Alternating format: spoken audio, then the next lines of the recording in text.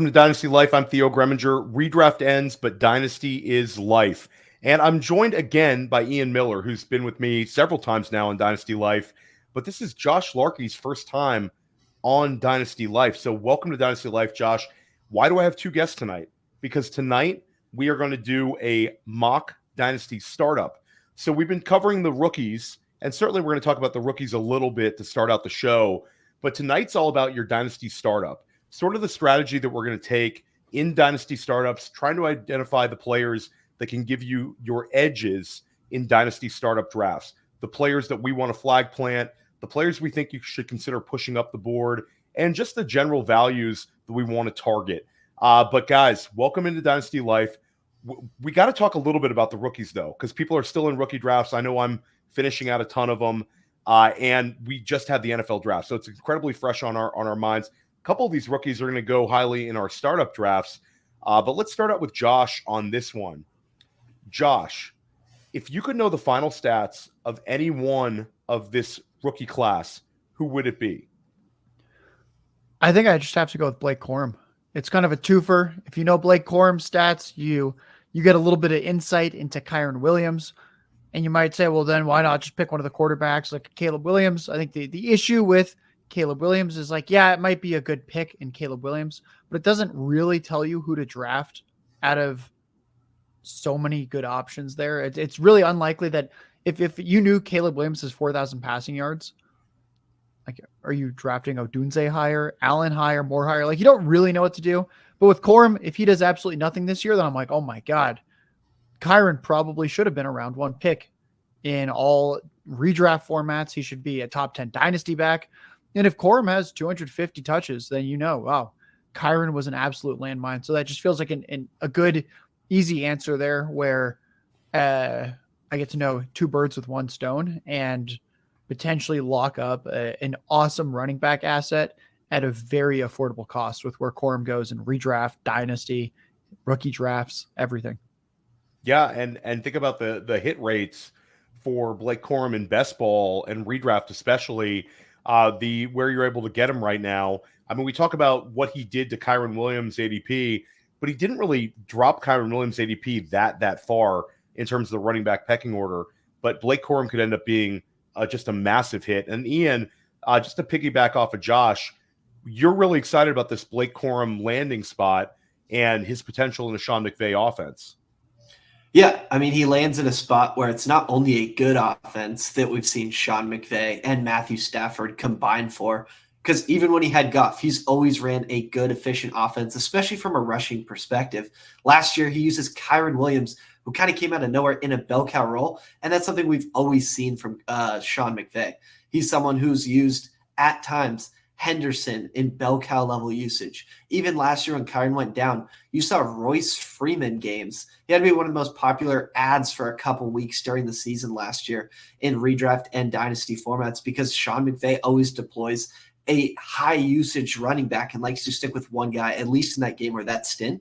And if Kyren goes down similar to like he did last year and playing the position of running back, well, then Blake Corum steps into a very likely high-end role in what's a very good offense. So you're drafting someone in the late second round of your rookie drafts that all of a sudden it just takes a couple spike weeks or a couple weeks where Kyren's down and you see Blake Corum being used in a bell cow level usage. And all of a sudden that value is just going to shoot up. It's not like you need Blake Corum to average XX points per game to pay off at value or boost the value that you put into him. You just need a couple weeks of Kyren down, and all of a sudden he's thrust into a role that we've seen McVay use likely much worse running backs on than Blake Corum. Remember the C.J. Anderson game?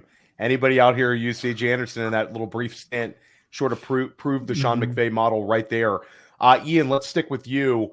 If you could know the final stats of any rookie in this class, who would it be?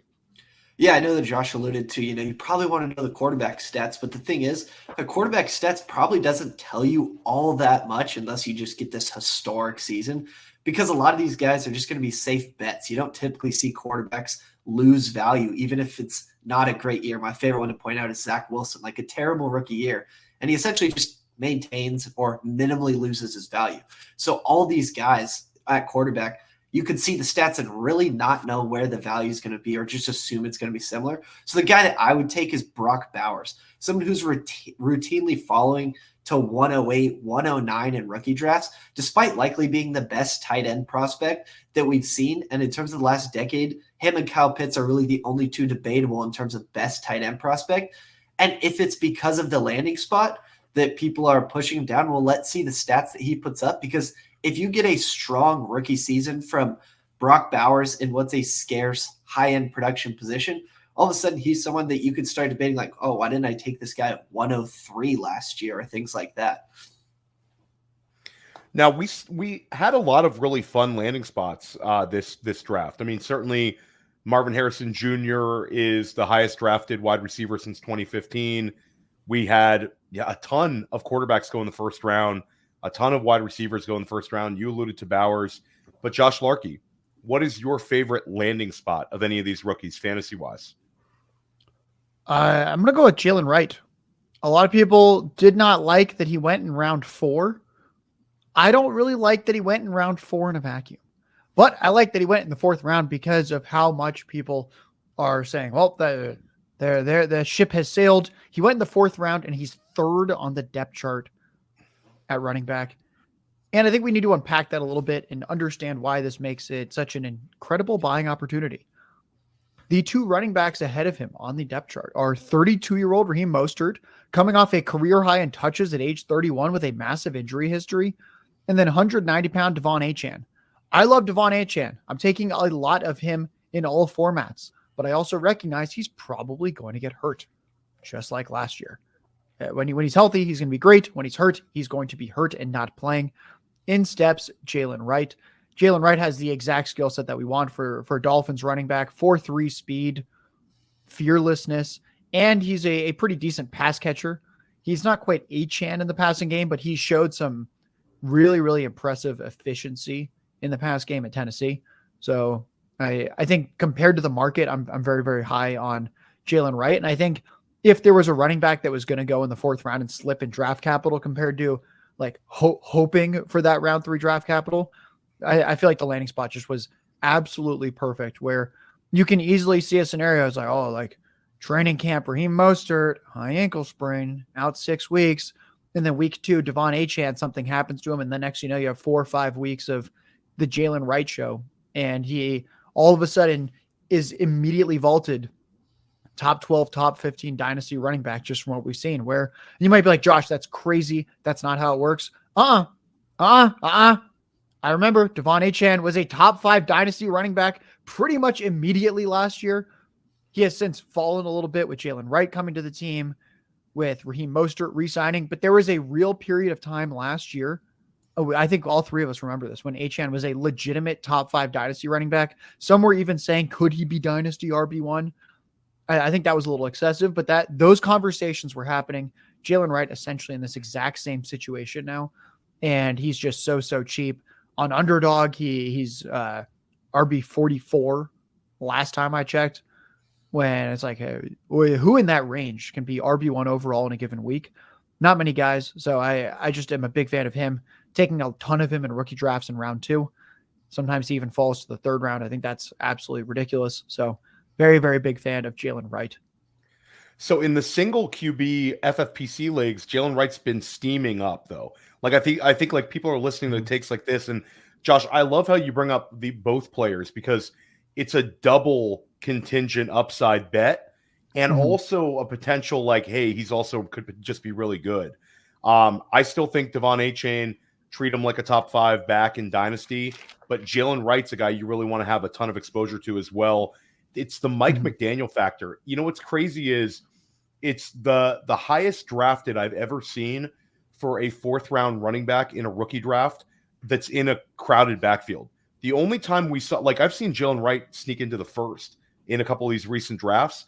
The only time we saw this with a 4th round running back was Michael Carter. And that's because there was literally nothing around him. And everybody painted this picture that he's going to get all these touches. And Carter did give us some very usable weeks during his rookie season before he got injured. But it's just wild.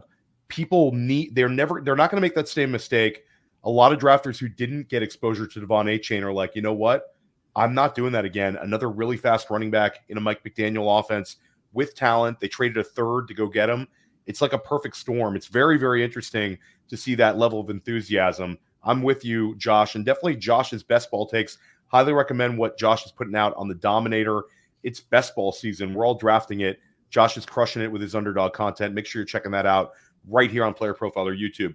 Ian, talk about a player that you loved the landing spot. Yeah, I mean, if we talk about these day 3 type running backs, you'd have to say Kamani Vidal, Ray Davis are two big ones. I mean, Vidal is someone who, yes, he was at Troy, but he's had bell cow level usage there. He was efficient with it. And every season, he was posting at least 7% target share. So he's someone who can be good out of the backfield. And he goes to an offense that we expect to be good with the line that the Chargers have and with Jim Harbaugh coming in. And there's not a guy there who is guaranteed to take a workload. It's not a situation where there's a guy in place who you expect to have the carries and you're hoping for an injury. It might not take an injury if the talent rises, and given where he's being drafted, he's one. And then Ray Davis is another one that we could hit on because he's also one that was basically put up high-end rushing and receiving workload at 3 different schools, and he goes right into a Bills offense that we've seen is very good, and he steps right into a Latavius Murray role at essentially worse when you're looking at it, because he's someone who can take those inside the 5 handoffs that they don't like giving James Cook. James Cook, as much as people liked him last year, had a sub 10% rushing touchdown market share. So he's someone that isn't likely to get a lot of touchdowns, at least from what we've seen from the Bills and his profile. So if that's kind of like your worst or even close to lower than or below average outcome for Ray Davis, it ends up being a great spot. And if there's an injury in front of him, he has the profile where he actually can handle a workload. I love that you brought up the Latavius Murray role, because usage-wise, that Lat Murray role was something we could have used in fantasy. It's just the fact that Lat Murray was basically dust, and he was reliable in the sense he wasn't fumbling. But if we would have had a back that was a little more dynamic in that role, that could have been usable last year. And Ray Davis also, he can be a like-for-like replacement if James Cook misses time, because he's very good catching the football as well. So I really like that one. Ian, it's interesting because Ray Davis, it's sort of like an arbitrage play on a guy like Marshawn Lloyd, an arbitrage play on a guy like Trey Benson, where we look at them as guys that are going to be like a handcuff plus. Ray Davis could absolutely be that. And the fact that they don't have a lot of pass catching weapons this year compared to last makes me think they're going to utilize those running backs a little bit more. So the Ray Davis pick was definitely interesting. Guys, we got to get to it though. We're 13 minutes in. We're going to take a brief break. And when we come back, we're going to draft a Dynasty startup. We're doing Superflex, PPR, a little bit of a tight end premium for Josh Larky, so he considers a tight end when he's OTC. We'll be right back.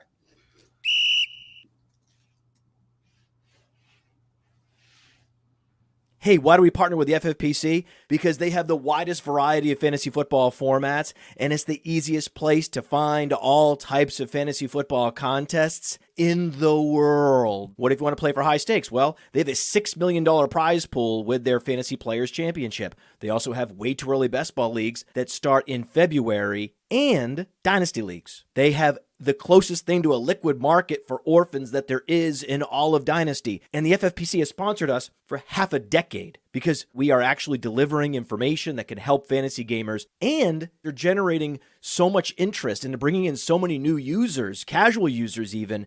The FFPC creates a unique experience where you can both compete against the best and make money. Use promo code UNDERWORLD to get $25 off your first team. $25 off your first team at the FFPC with promo code UNDERWORLD. Go get it! Welcome back to Dynasty Life. I'm Theo Gremminger, joined by Josh Larky and Ian Miller. I'm in an FFPC startup right now, fellas. And if you want to get involved in the FFPC, use the code UNDERWORLD and you get $25 off sign up. That's actually a really good deal. Josh Larky could talk a little bit about best ball over there, but they have a $35 contest, Josh, and I believe the top prize is like $100,000 now. So if you use the little $25 off coupon, according to my math, that's like a $10 entry into that tournament. That's not bad, Josh. So definitely check it out over there, our friends at the FFPC. But guys, we got to get this going. Let's see if I can pull this off. We're going to add this. and we're going to remove our overlay, and I think we're going to be okay here. Boom, we're at it. And let's start bottom to top. Ian, this is interesting because you're at the 101 in a Superflex. Is it just take Josh Allen and move on, or are you starting to consider anybody else at this point? No, it's one of those take Josh Allen and move ons. In Dynasty a few years ago, it used to be if you have one of these high picks or even a first round pick, everyone was like, trade back, collect these assets, get the guys in the middle, or trade back and you'll get a ton for it. But it seems like that's everyone's strategy these days. So when people are zigging, I've turned to zagging, and it works out a lot too when you're trading into the 101, 102 to get a guy like Josh Allen, who's basically a lock for top 3 quarterback production. Last year was his worst year since his second season, and it was 26.2 points per game. You could just lock that into your lineup. Even if the weapons are worse, we've seen what Josh Allen can do on the ground. It's one of those where even when you look at trades, if someone were to trade up and give you this absolute haul, and people could say, oh, you lost that Josh Allen trade. But looking back at it, do you really lose a Josh Allen trade? Do you really lose a trade? Do you get the best asset in all of Dynasty? So it's one of those situations where I just take Josh Allen and move on. Yeah, I agree with you. I don't really think there's anything to add on that one. Josh, do you want to stump for anybody else at the 101, or you just want to kind of make your pick?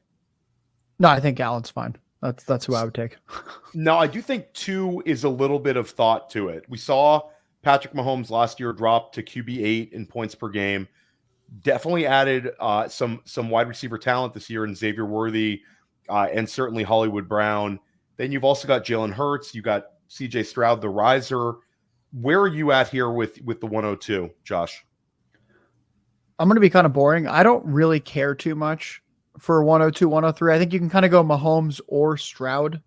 I think if you go Mahomes, the idea is the track record and that the supporting cast is so immensely improved compared to last year, where we're injecting Xavier Worthy, we're injecting Marquise Brown. Whenever Rashee Rice returns from suspension, he was great as a rookie. He should be improved in year 2. And then with Stroud, it's the same idea of the supporting cast is actually so much better. We all thought he had a terrible supporting cast going into his rookie year. And then Tank Dell ended up being pretty good.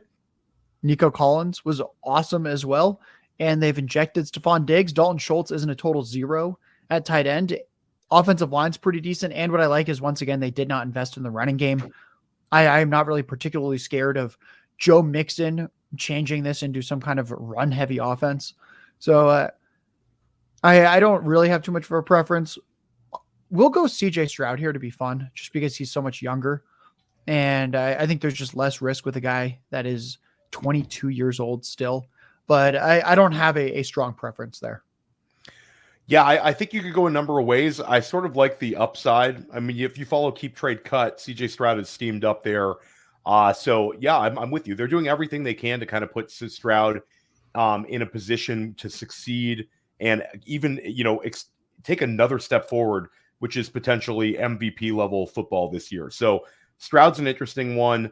Certainly a younger player, which doesn't really matter as much as quarterback, but it is sort of nice that you're taking a 22-year-old at the 102. For me, I was going to say, he also didn't pass much last year. I think people forget that.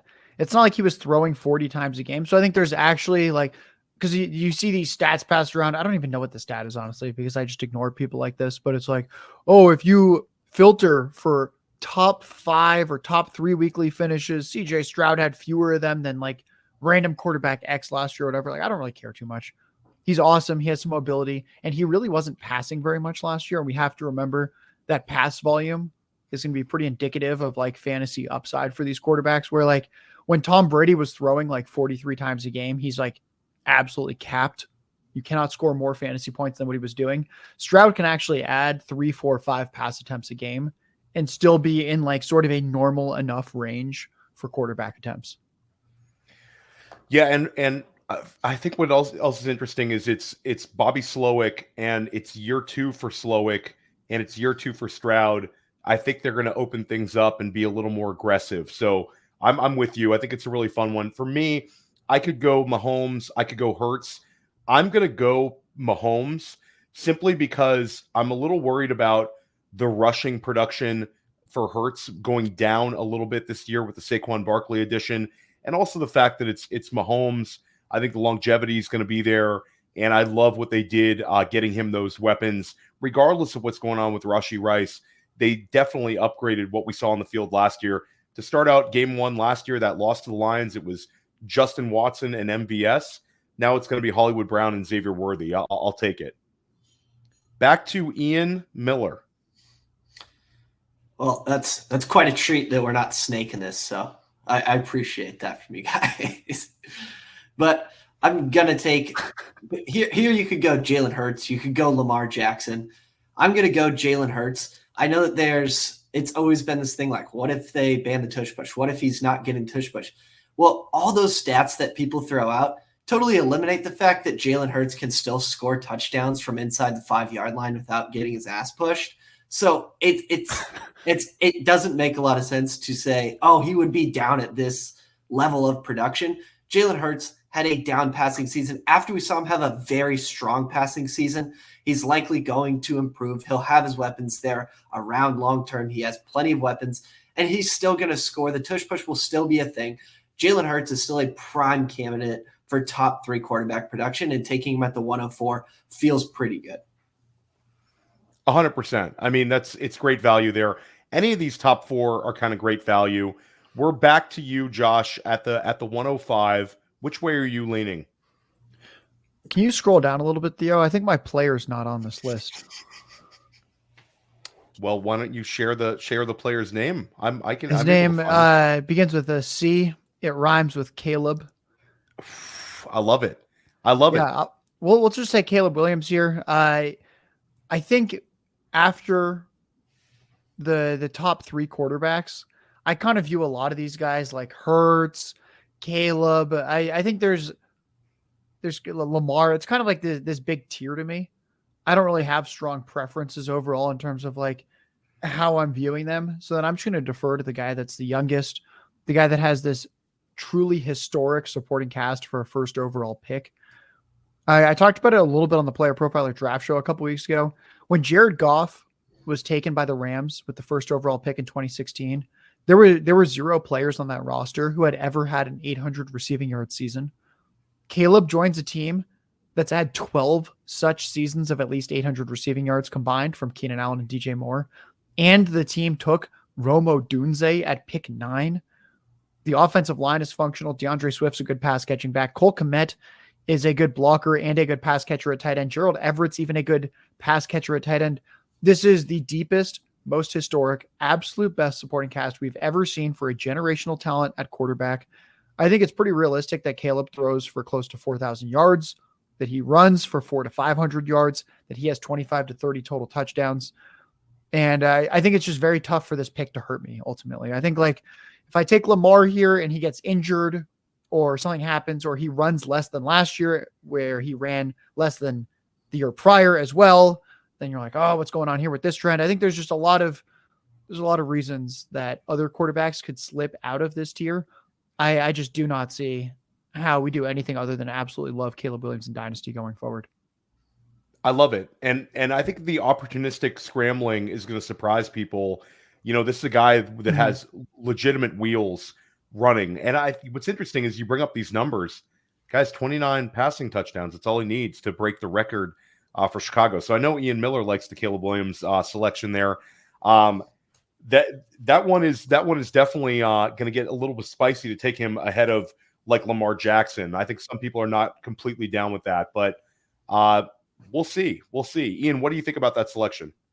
I'm fine with it. He brings up some good points in the sense that there's a lot of value insulation there. Like he talked about how he totally could throw for 4,000 yards. He's in an awesome situation. He's a generational prospect. Even if he doesn't live up to those expectations, he doesn't really falter much in terms of his value or ADP next year. Where, like you said, someone like Lamar, while maybe the upside right away is not on par, if Lamar doesn't have the season that you want, has a disappointing season, or gets hurt, the value fluctuates a lot more negatively than it would for Caleb Williams.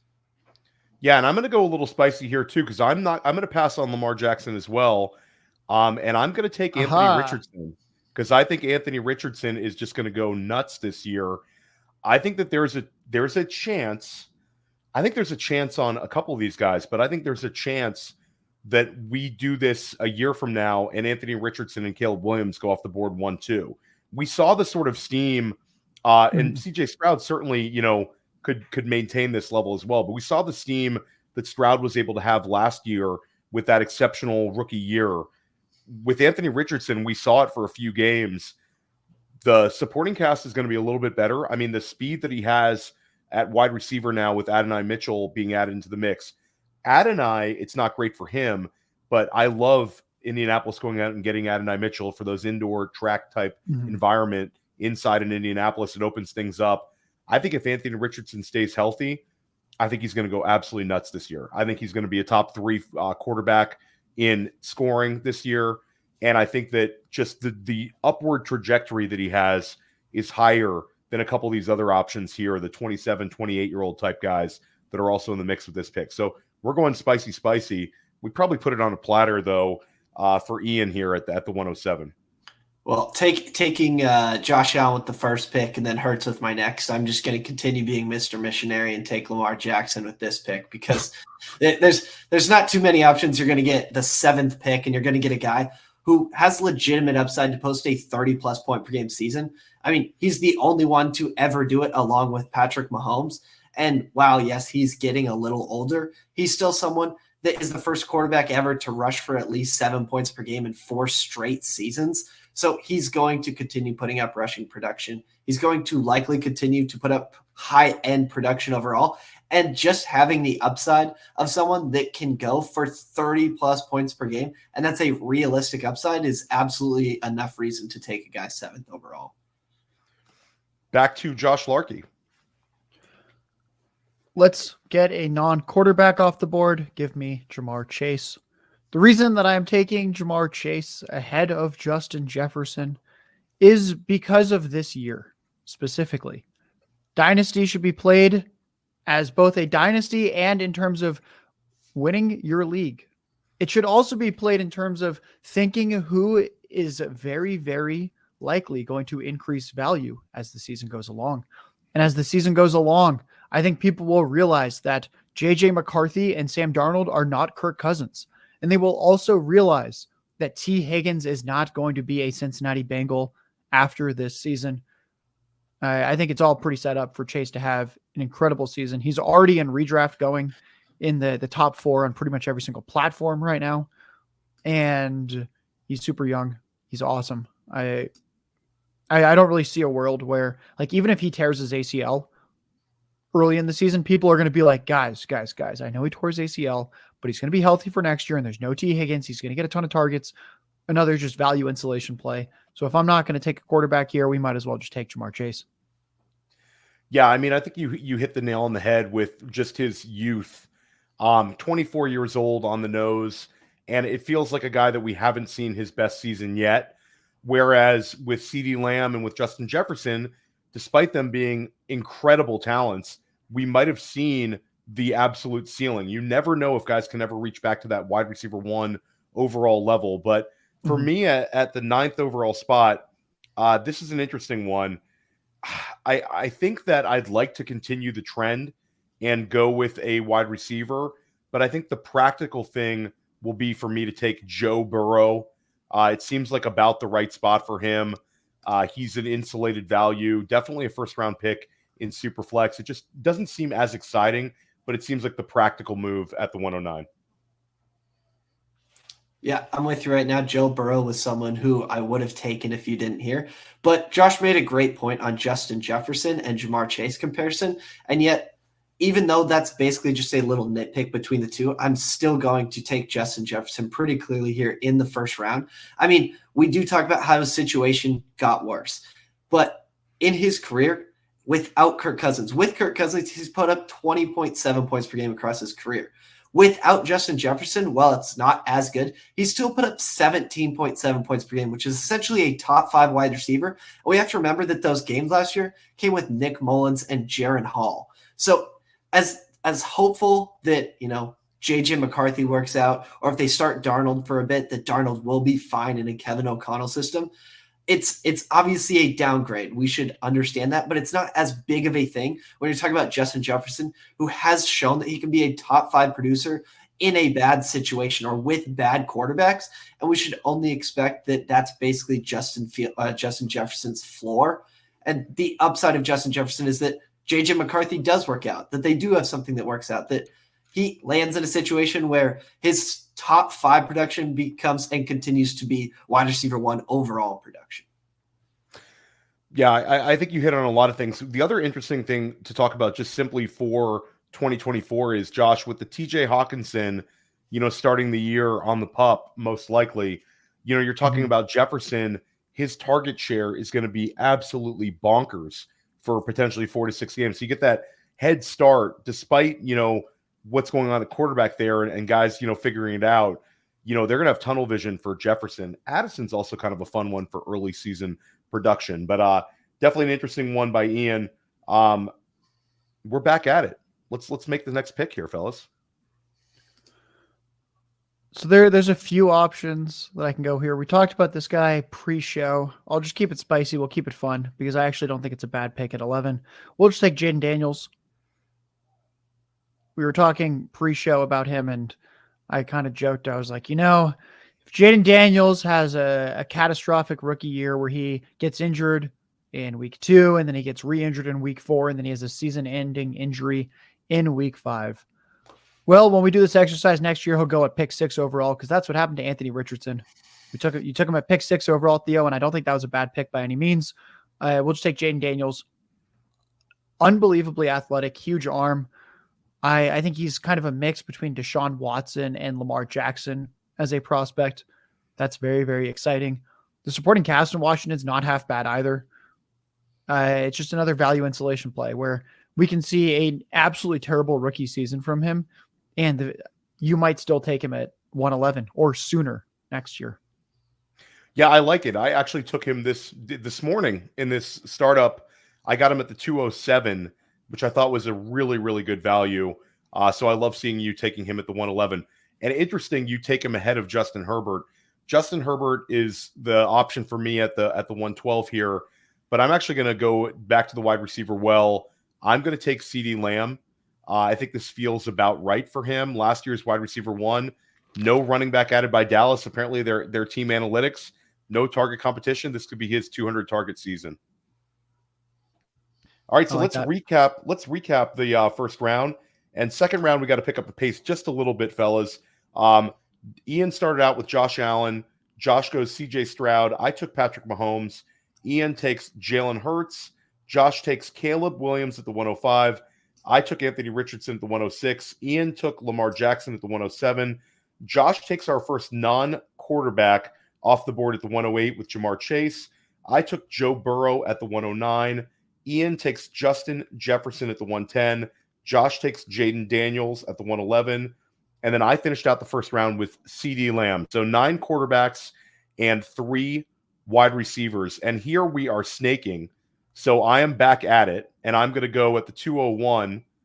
Actually, is that how we want to do it, guys? Yeah, I think we should. Should we go back to let the guest decide? Do you want to go back to Ian at the 201, or do you want to snake it around, guys? Oh, you snake it around.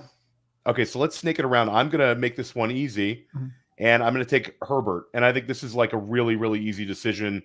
He falls out of the first round. It's almost an auto pick. Anything to add on Herbert, guys? Because I think there's a little bit of fear and trepidation in the market with him right now.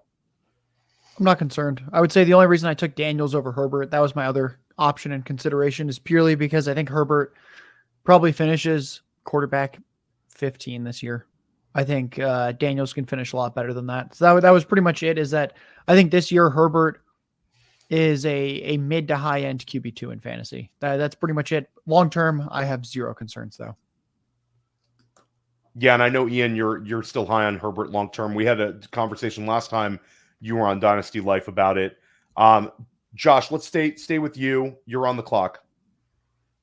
I'm going to take the 25-year-old quarterback who finished second in the NFL in passing touchdowns last year, despite his entire receiving core getting injured and his star running back missing significant chunks of time and his starting tight end missing significant chunks of time. It was the NFL's youngest supporting cast last year. It was a top 10 offense. We're going with Jordan Love.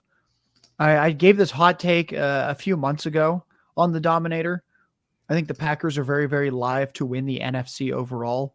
Anytime I'm that bullish on a team compared to the market overall, I'm naturally going to like a lot of those players in fantasy. Why not just start with the centerpiece of it? Jordan Love looked phenomenal down the stretch last year. He's clearly their franchise quarterback of the future.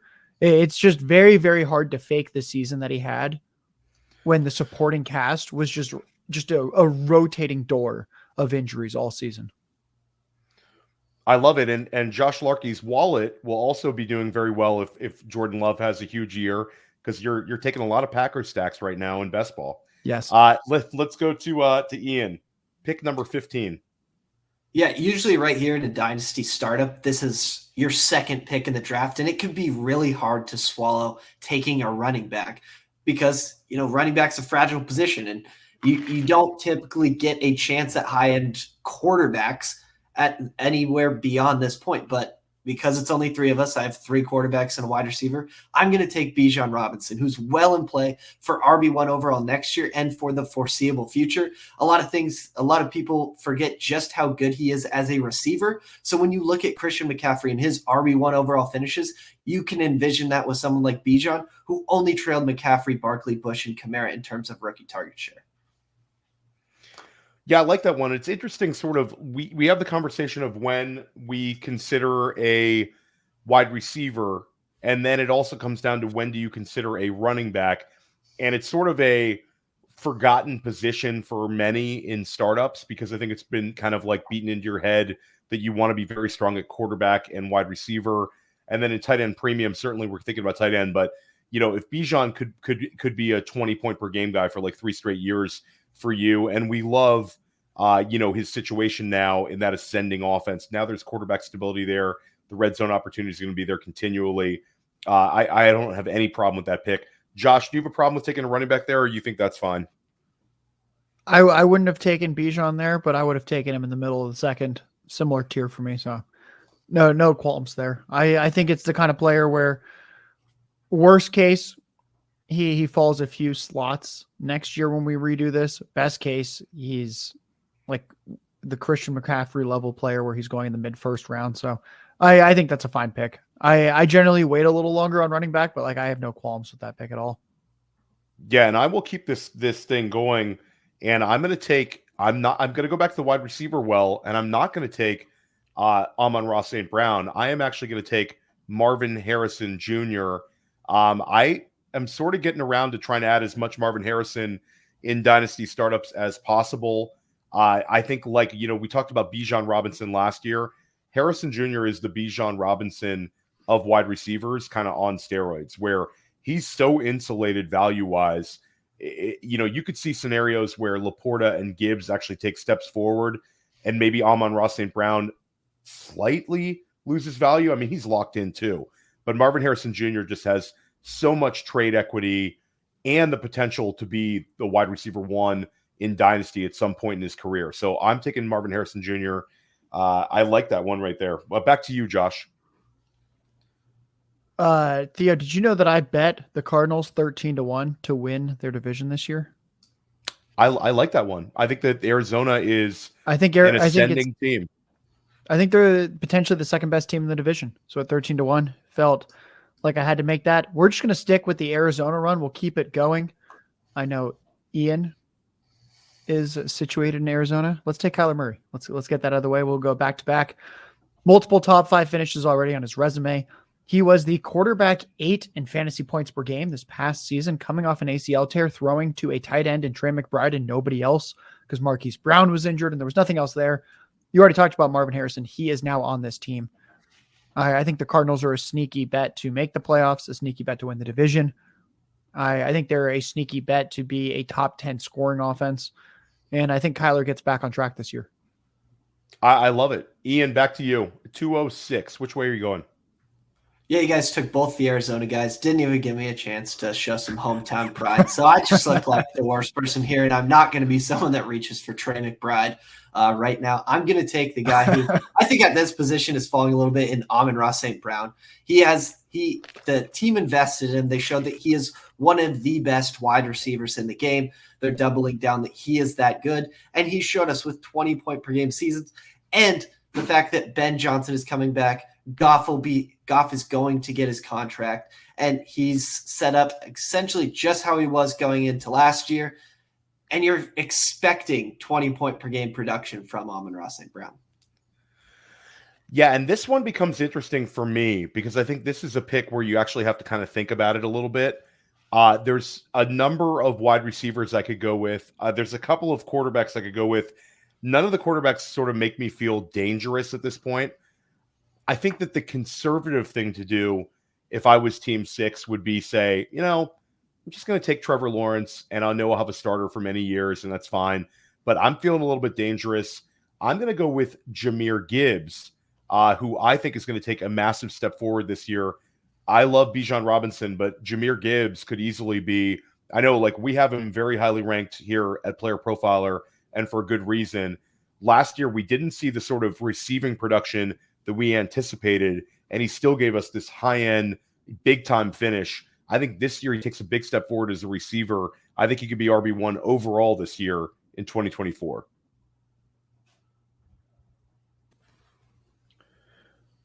All right, guys, you don't love the Gibbs pick. You don't love the Gibbs pick. You wanted me to take Breece Hall there, didn't you, Josh? No, I was hoping you didn't take Breece Hall. I want to take Breece Hall here. There you go. So what I like about Breece Hall is he was the only running back in the NFL last year with multiple games of at least 175 rushing yards. He was also the only running back in the NFL with 3 games of at least 75 receiving yards. The guy can get it done in a major big play way on the ground, through the air. He was doing that last year with a patchwork offensive line, which will be improved. He was doing that last year playing with 3 different backup quarterbacks. He should get Aaron Rodgers this year. Breece Hall still has not even turned 23 years old. I really don't know what to make of Hall, Gibbs, Bijan. I think you could really order them in any direction in terms of how you value them in Dynasty. I think I'd probably have Bijan 1, and then Hall and Gibbs, I think you can flip a coin. But I think they're all close enough that I'll just take Hall here. Very, very happy with the guy that could very easily be Dynasty RB1 like 1 or 2 weeks into the season, depending on how this offense looks with Aaron Rodgers. Yeah, I think you make a lot of great points there. That offense, I think, is going to take big steps forward. Ian, back to you. Yeah, I mean, if you didn't take Breece there, I was going to take him. So I love the pick, but that gives me a chance to take a wide receiver that I really like right here, and that's Puka Nacua, who posted the 3rd highest points per game by a rookie ever, 3rd highest target share by a rookie ever, and 4th highest yards per team pass attempt ever by a rookie. If you want to get a sense for how good you should feel about Puka Nacua, if he had a Marvin Harrison Jr. profiler, honestly was even drafted in the first 2 rounds of the NFL draft and has this season, you're looking at the clear-cut wide receiver 1. So when you're making the Puka Nacua bet, again, his situation hasn't changed much, except Cooper Kupp is getting older and Matthew Stafford is getting a little older. That's the only thing changing for Puka Nacua heading into his 2nd year. And if he was drafted in the first 2 rounds, you're looking at a wide receiver 1 who's drafted in the first round of startups. So the bet that you're making is that his prospect profile is essentially not mattering heading into year 2. Yeah, I mean, that playoff game, anything, people trying to like have the crutch that, this is a day 3 guy. I mean, come on. Mm-hmm. He looked incredible. And I agree with you, Ian. I think that that's the only thing sort of holding back his value right now, because the guy's going to have 150 targets rolling out of bed, and he's probably going to break the record for a wide receiver with the most receptions in his first 2 seasons in the league. Puka Nacua is a great value everywhere right now. I like that one a lot. And for me, I'll stay at the wide receiver position, and I'm going to lean back into the New York, and I'm going to go with another Jet, and I'm going to go with Garrett Wilson, who I think has big-time potential this year. I think he can be a top 3 scorer at the position. We've seen him look so good with such poor quarterback play. If Aaron Rodgers is simply a shell of his former self, then I think Garrett Wilson to the moon. And if Aaron Rodgers comes back slinging and this offense sort of beats expectations, I think Garrett Wilson, it could be a league winner. So I'm happy to get him here. This is a guy that I think is really insulated in terms of his dynasty value as well. I was considering him with my next pick. There's 2 guys in my mind. I might be able to get the other one in 3 picks, so I'm going to hold off on him. The guy I know will not be available in 3 picks is Trevor Lawrence. We'll just get him out of the way. The golden boy. A guy that has clearly not lived up to his fantasy potential, clearly not lived up to his NFL potential yet. The offensive line looks like it's going to start improving at some point soon. The team is still investing in the receiver position. I think we could all question the Gabe Davis signing, but I mean, they took Thomas Jr. at pick 23 in the draft. This is a team that still has Christian Kirk. Evan Engram had, Theo, I think you know the stat. What he was like the second most receptions or first most receptions by a tight end ever. Like something absolutely ridiculous for Evan Engram. He's Jarvis Landry. He's Jarvis Landry at the tight end position. It's insane. Yeah, it's a good supporting cast. He actually has some mobility. I think he's about to be in line for this absolutely massive extension. And it just feels like a safe pick because he's still very highly valued in Dynasty, despite underperforming now in 3 straight seasons. Yeah, I mean, at the end of the day, Trevor Lawrence, even if it's a guy that doesn't necessarily like elevate our Dynasty teams, when you can get him at the quarterback 2 spot, that's an advantage because, you know, again, his wide receivers this year are younger and faster and more athletic. Gabe Davis stylistically really, really good. Brian Thomas, really love that pick. Gets a healthy Christian Kirk again this year. Travis Etienne took steps forward as a receiver. A lot of pressure on Trevor Lawrence, I'd say, just because there's a couple of other younger quarterbacks that I think could take a step up in terms of his value. But where you got him here, I mean, a year ago, he's going in the first round, fellas. So I like that pick. Ian, why don't you finish out the second round for us? Yeah, just looking at my roster, it looks like a win now team, which means it's time to take Christian McCaffrey right here. And he's someone who you basically just plug in your Dynasty roster, and he provides you one of the highest VORPs that you can possibly get because of what he does at the running back position. Last year, 24.3 points per game, which is what you expect a top 5 quarterback to produce in Superflex formats. And so now you have this guy who is continuing to go in the San Francisco 49ers offense where they might even possibly be losing one of their high target earners in the offense in terms of more likely Debo than Ayuk, but it's still up in the air that one of those is gone. And the replacement is a end of the first round rookie who a lot of people didn't love the profile. So Christian McCaffrey, you're just banking on health and you likely have a very, very high end fantasy producer, more than just the RB1, the RB1, wide receiver 1, tight end 1, best producer at all 3 of those positions. Yeah, and Ian, you're gonna be OTC at the 301, but I'd like to recap the second round here. I started out with Justin Herbert at the 201. Josh took Jordan Love at the 202. Ian took our first running back off the board in Bijan Robinson at the 203. I went Marvin Harrison Jr. 204. Josh took Kyler Murray at the 205. Ian took Amon-Ra St. Brown, the Sun God, at the 206. I took Jahmyr Gibbs at the 207. Josh took Breece Hall at the 208. Then Ian took Puka Nacua 209. I took Garrett Wilson 210. Josh went with Trevor Lawrence at the 211. And then Ian closed out the round with Christian McCaffrey. So what's interesting is if you're looking at this board on YouTube, you'll be able to see it. But if you're following on a pod, is we had 0 running backs go in the first round, but then we sort of see 4 go in round 2, and the wide receivers start getting cleaned up as well. We see an increase. So the quarterbacks are definitely front loaded in Superflex. Interesting to kind of see how these patterns kind of develop. Ian, you start us out. We're at the 301. Yeah, since both of you have taken a rookie and I have not, I should get in on the fun, and I'm going to take Malik Neighbors right here. The situation doesn't worry me as much as maybe people think it does. I mean, the profile itself is awesome. We've never seen an SEC where we talk about the toughest competition in all of college football. There's never been a wide receiver to post 1,000 yards as a wide in his sophomore season and at 1,500 yards in his junior. Malik Neighbors is the only one in an SEC where you've seen guys like Justin Jefferson and Jamar Chase and Amari Cooper, and you can name on and on. These awesome guys that have come out, and Malik Neighbors is the first to do it. And on top of his situation, I'm not as worried about it.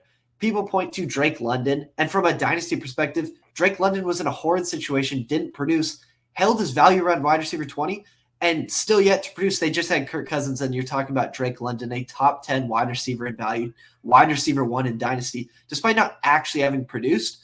And the other thing with Malik Neighbors is that He's someone that we saw at LSU who people are a little worried about Jaden Daniels because he's thrown screen passes to Malik Neighbors because he has one of the best yak abilities that we've seen in a long time. He's someone that's pretty situation proof compared to many wide receivers. Yeah, and also like people bring up the landing spot, and certainly the quarterback quality is not where it would have been with Arizona and Los Angeles. But I would argue, in terms of being the focal point of the offense itself, that he's already that for New York. And also the potential target ceiling, I think he leads all rookies in targets this year. I think they utilize him heavily. The last time we saw Brian Dable acquire a big-time wide receiver in an offense, Stephon Diggs went with over 160 targets in Buffalo. So at the end of the day, there's the running back in New York is Devin Singletary. There's no wide receiver there that's really commanding targets at this point. It's Malik Neighbors. I love that pick at the 301. I think that's great value. Josh, kicking it to you at the 302. I thought that was a terrible pick. I actually was debating between Lawrence and Neighbors at the 211, and I knew Lawrence wouldn't be there, and I thought Neighbors probably won't get back to me, but he might. And the second that Ian took that, I was just like, son of a bitch, because I think there might be a little bit of there's a little bit of a tier gap for me, at least, once Neighbors left the board. This is an interesting one. There's a few players I'm considering. We'll keep it spicy. We'll keep it youthful. Ian's trying to win now. I guess I'm trying to win later. Let's take Drake May. Drake May, my player comp for Drake May is slightly lesser Justin Herbert as a passer with the legs of Daniel Jones. This year, his supporting cast is terrible. I think we're going to see the legs of Daniel Jones. Daniel Jones ran for over 700 yards 2 years ago. I think Drake May is going to give us 700 rushing yards. I think the passing production is going to be piss poor. I think he's barely startable this year in Superflex leagues. But if he can survive this year, I think you're essentially looking at another like Justin Herbert type asset. It wouldn't surprise me if he ends up being the quarterback one in this class. Like we think it's either Caleb or Daniels. I don't think it's actually like crazy if it ends up being Drake May. We literally saw that when we had Burrow, Tua, and Herbert, and people were very conflicted as to how it was going to shake out. Right now, it seems like it's Burrow, Herbert, Tua. About a year and a half ago, it was Herbert, Burrow, Tua. Like we really just don't know. So I'm going to lean into the uncertainty with Drake May. If he survives this year and doesn't develop too many bad habits, very, very good chance that you're just going, oh, wow, why are we not putting him in the top 5, top 6 in Dynasty? Yeah, and I think what's interesting is another landing spot discussion is if Drake May lands in Minnesota, the weapons are exceedingly better, but the opportunities for design rushes are way, way lower. Like you bring up Daniel Jones as a runner. I mean, we've seen, Josh Allen torment New England for years. Yeah. I think they sort of want that Josh Allen light where Drake May, that's your goal line back. That's the guy that they're going to do design runs for. He's going to be sort of a one-man gang. The problem is if they lose a bunch of games, guys like that struggle to get it going. But I think Drake May, I like the boldness there. It's definitely a guy with a little more upside than some of the quarterbacks available in this range. And I'm going to pass on quarterback as well. And I'm going to go with a wide receiver who I'm getting a little bit nervous about just in the sense that he's getting a little bit older, but they just extended his contract. A.J. Brown, he's been fantastic for 2 straight seasons. I don't see any reason why that's going to not continue with Kellen Moore. I think there's a chance that we see more downfield targets for him in that offense. I think A.J. Brown in the 3rd round, this is a guy that I really, really like to get.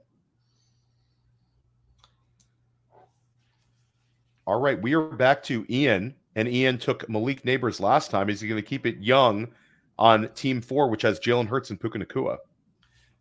I'm going to go the opposite end of the spectrum, and I'm going to take Tyreek Hill here because Tyreek Hill is a similar thing to Christian McCaffrey, where it's a very similar situation, and you're getting this production, at least last year, that is much, much better than even the second closest player, which is how you end up with so many wins above replacement value.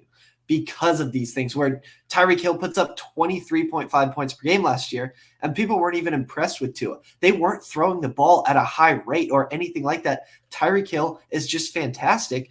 And we talk about an 18-plus point per game season being a top 5 wide receiver season. And yet Tyreek Hill was scoring 5.5 more than that threshold.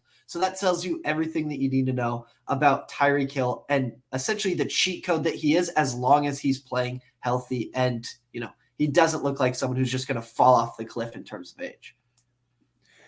Do you? And again, I don't care about this one, but do you care that Tyreek Hill talked about retirement already, or is it sort of like, I don't care, I've got 2 more years of this? No, because what happens when someone doesn't talk about retirement and they're 34 years old? People treat them like they're retired. So it essentially, in Dynasty, it makes no real difference.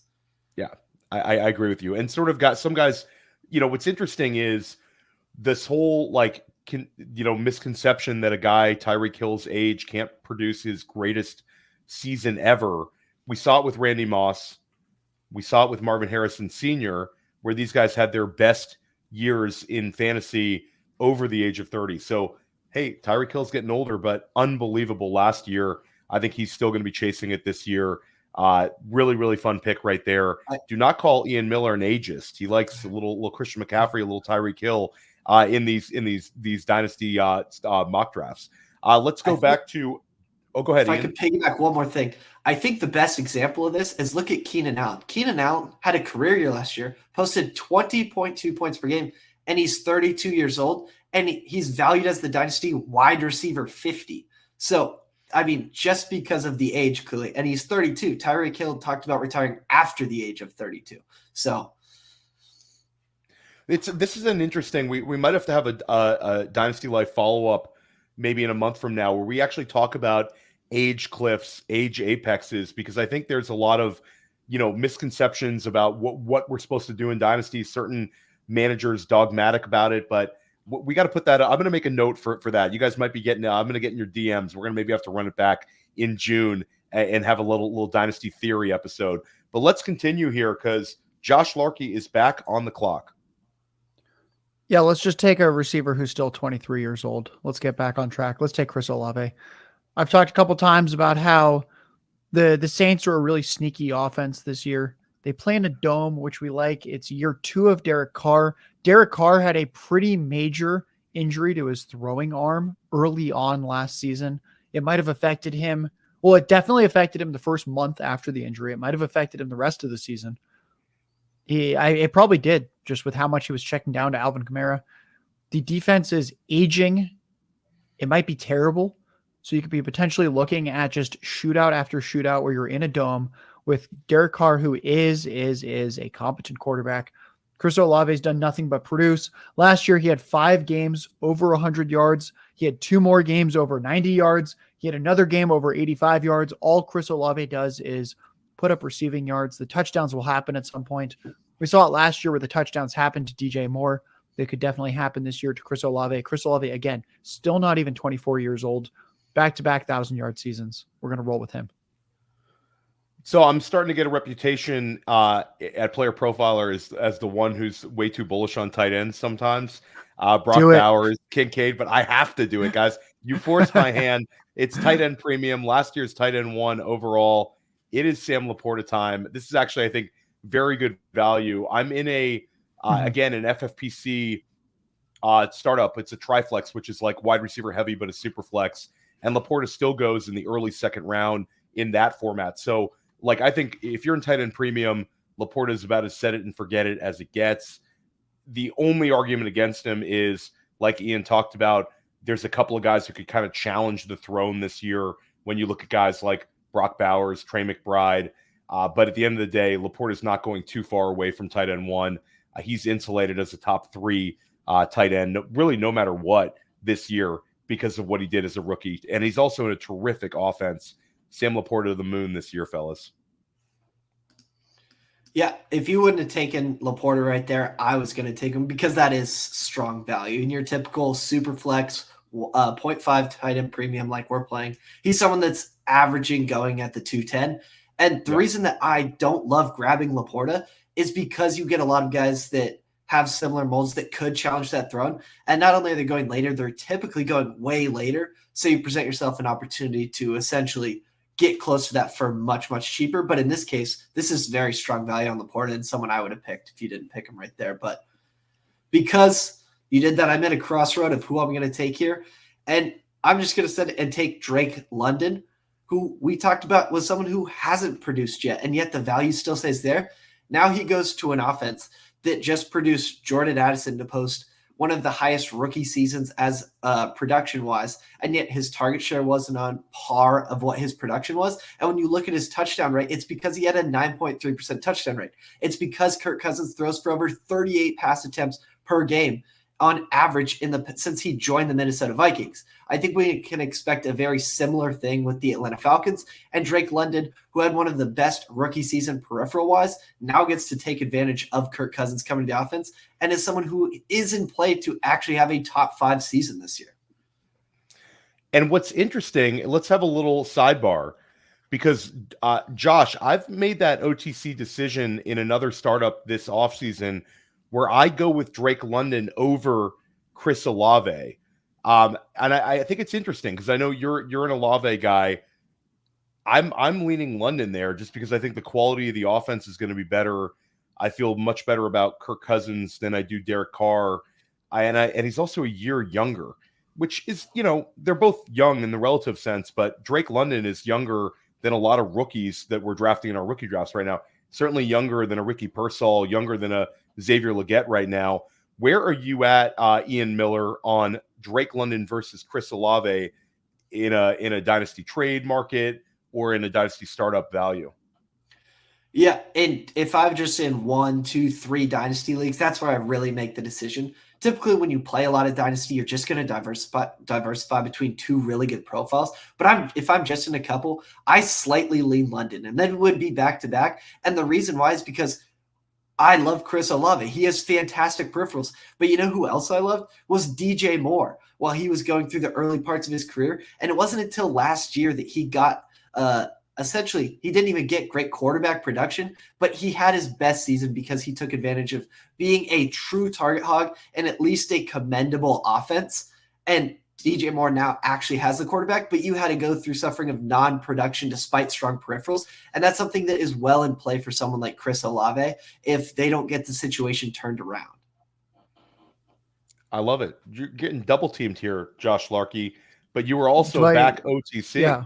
Before I pick my next pick, let me 100 routes run between Drake London and Kyle Pitts when they're on the field together, because Drake London's absolutely fake 28% rookie or target share only happened because Kyle Pitts missed half the season.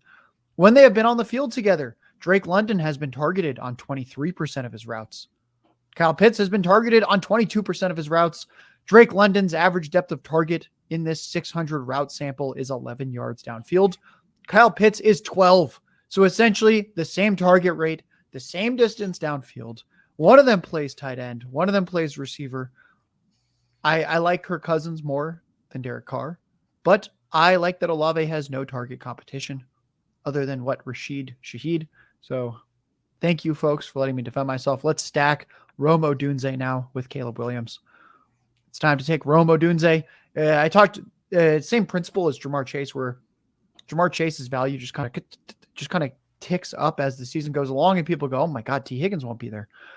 I think we're going to see a similar thing where either Keenan Allen gets hurt this year, or they just don't keep him on the roster next year, and suddenly people go, "Oh my goodness, is Rome Odunze going to be playing his entire career with a generational quarterback talent in Caleb Williams?" Quite possibly, and I want to be on that ship.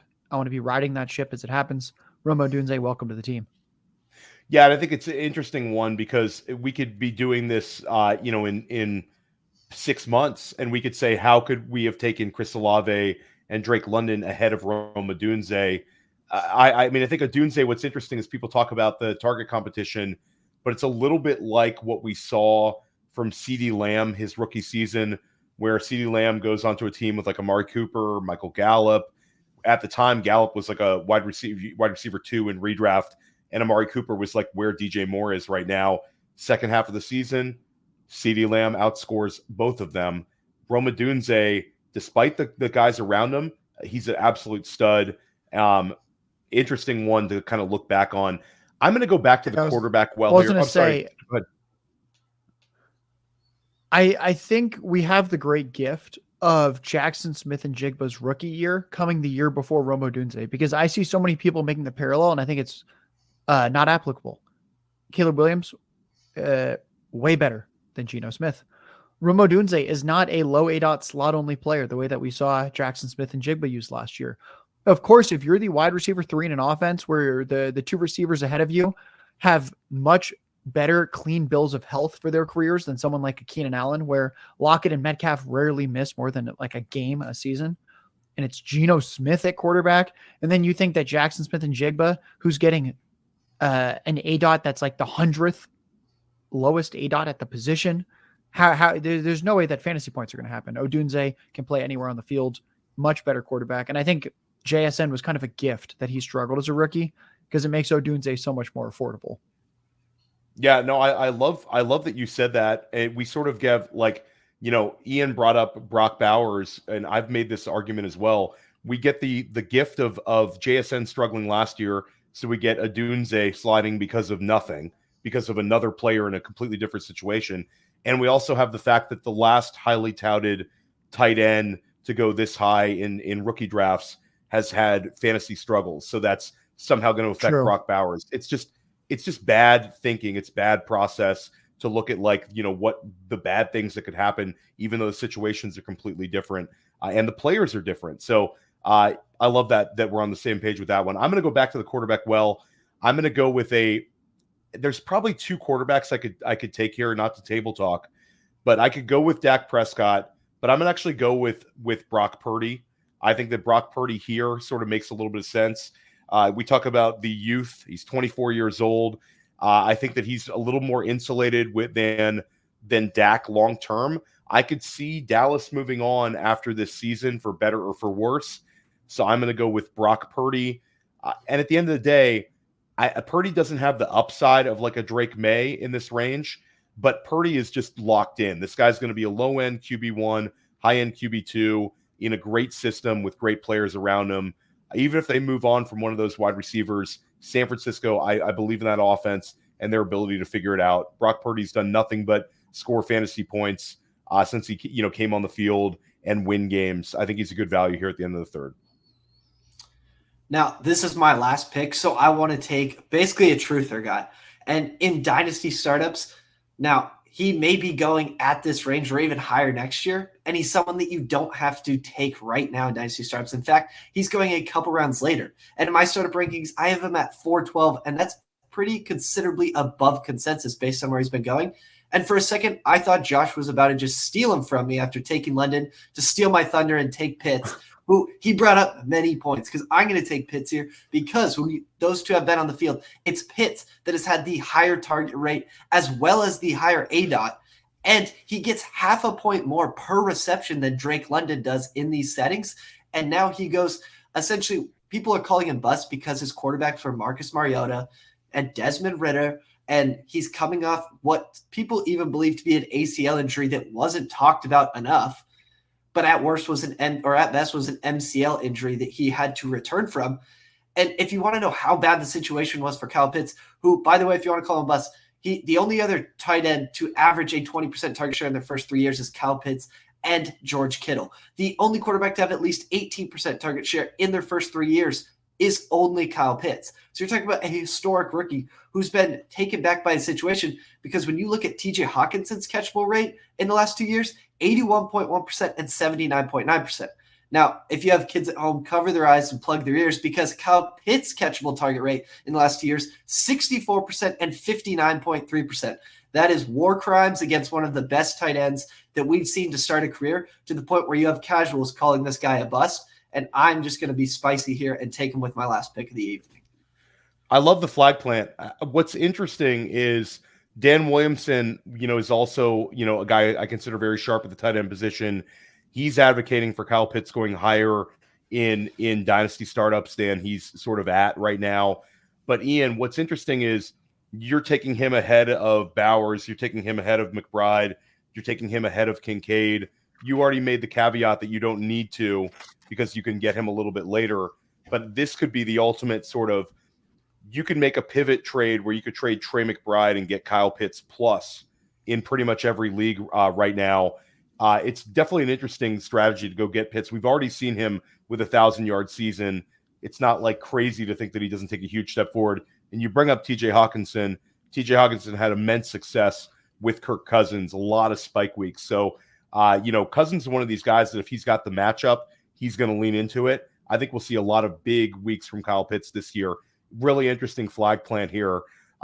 We're back to it with Josh Larky, your final pick of this draft. Let's make another stack. I took Kyler Murray earlier on. It's tight end premium. Let's take Trey McBride. McBride had a stretch last year where in 5 of 7 games in this sample, he had at least 7 catches. In this scoring format, that would be over 10 points a game just from catches, let alone yardage, let alone touchdowns. I talked before about how I think the Cardinals are an ascending offense. Trey McBride fits this type of scoring format perfectly because he looks like a high receptions player. I actually think for this year, there's probably a 25 to 30% chance McBride just straight up out targets Marvin Harrison. Obviously, I think Harrison's a much better player. I think he's better long-term. But again, this is tight end. We're filling our tight end slot. We get the premium. Trey McBride, still only 24 years old. Mega talent, ran a 4.6. He's got the requisite athleticism. And I think the Laporta, Pitts, McBride, Bowers, they're all kind of in this same tier for me, where I think a year from now we could shuffle them and no order of those guys would be particularly crazy.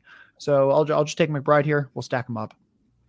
Yeah, it's really a vintage time for tight ends in Dynasty. We've got all these guys that are sort of ascending, that are young. They're all sort of the same size. Kyle Pitts certainly a little larger, but he's a move tight end in the same sense as these guys.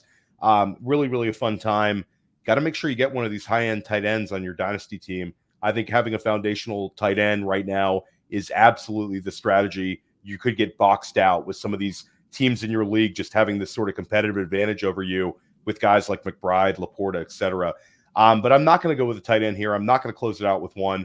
I'm going to close it out with Dak Prescott. I want to take Devon A-Chain, but Prescott here at the 312. Last year's QB4. And even if he moves on from Dallas, he's going to be insulated enough to get another job and potentially a good one because Dak last year was QB4. He was QB9 in points per game, 3 years ago. This is a guy that just doesn't get enough respect in startups. I think he's a fantastic value as your QB2. Guys, let's just recap this round quickly. Malik Neighbors at the 301, Drake May at the 302, A.J. Brown at the 303, Tyreek Hill at the 304, Chris Olave at the 305, Sam Laporta, our first tight end off the board at the 306, Drake London at the 307, Roma Dunze 308, Brock Purdy at the 309, Kyle Pitts at the 310, Trey McBride at the 311, and Dak Prescott at the 312. Ian Miller, you've been making the rounds this week. Highly recommend everybody check out Ian's episode of Mind of Mansion that he recorded with Matt Kelly. Matt only kept him for 2 hours as opposed to the near 3 that I had to do one time. It was awesome, though. And Josh did a 4-hour Mind of Mansion. So took it easy on you on your first trip into the Mind of Mansion zone. But it was a really good show. Highly recommend you check it out. And Ian's writing articles for us here at Player Profiler now. You can find those right at playerprofiler.com. You're going to find Ian on a number of these podcasts. We'll be back at Dynasty Life sometime soon. But Ian, let everybody know where they can find your Patreon. Yeah, you can find my Patreon. It's on my link on Twitter at Dynasty_IM. I'm essentially Dynasty IM on all platforms that you have available, and you can come see me, either shoot me a DM or join the Patreon. We've got tons of good stuff like this. And like I said, I got an article coming out where I mentioned a couple of these guys as pretty solid trade candidates for you to go acquire in your own leagues. Love it. I love it. Check out Ian's work at Player Profiler and also on his own Patreon. Josh, what do you have coming out on the Dominator? I will be doing a show tomorrow, which is Friday. And I guess this is technically, we're recording Thursday night. It's coming out on Friday. So I guess if you're listening to this show, you should look for the Dominator show either on the same day or the next morning, which would then be Saturday. Very convoluted. I'm going to be talking about 5 players to target and 5 players to fade in redraft. I'll mention some underdog ADPs for the best ball folks, but this is transferable to anyone that plays redraft. And I think playing redraft makes you better at Dynasty since, as I talked about with a lot of these players, it's good to know who is probably going to have good seasons because that generally increases their value, and who's probably in for a bad season because that will decrease their Dynasty value. So going to make it nice, rapid fire, actionable. 5 players I like, 5 players I don't like. I love it. And again, yeah, no more needs to be said than that. No, the Dominator is awesome. If you want to get better at underdog, you want to get better at drafting in general, make sure you listen to Josh every single week right here on Player Profiler Podcast and right here on Player Profiler YouTube. Josh, with the power of pre-recording, you never know when we're going to drop this show. It's great. But Dynasty Life, stick with us all off-season long. We've got you covered for all of your Dynasty needs. I got a couple of really fun guests lined up. Next week, I think we're going to have Shane Manila from Dynasty Trades in 5 talking about some Dynasty trade targets. We will see you soon. Theo, let me tap back in. Josh, let me tap in. Next week on the Dominator, folks, my old coworker, one of my best friends in the industry, Ryan Reynolds, will be coming on the day after the schedule release. He and I are going to be doing a snap reaction show. There is nobody better out there in the entire planet when it comes to schedule analysis than Ryan. So I'm going to have him on. We're going to break down the schedule, what that means for redraft, dynasty, whatever. We're just going to be talking about how that's actually going to have like micro edges for player and team takes. Make sure to check that out next week. That circle your calendar, because Ryan Reynolds and Josh, that's a great episode. Might have some pretty cool stuff to announce on that show as well. Ryan Reynolds, a huge ball knower. I mean, in terms of actual NFL knowledge, the guy's he's incredible. So I'm really looking forward to that one. Follow both of these guys. Stick with us here at Dynasty Life. We got you covered.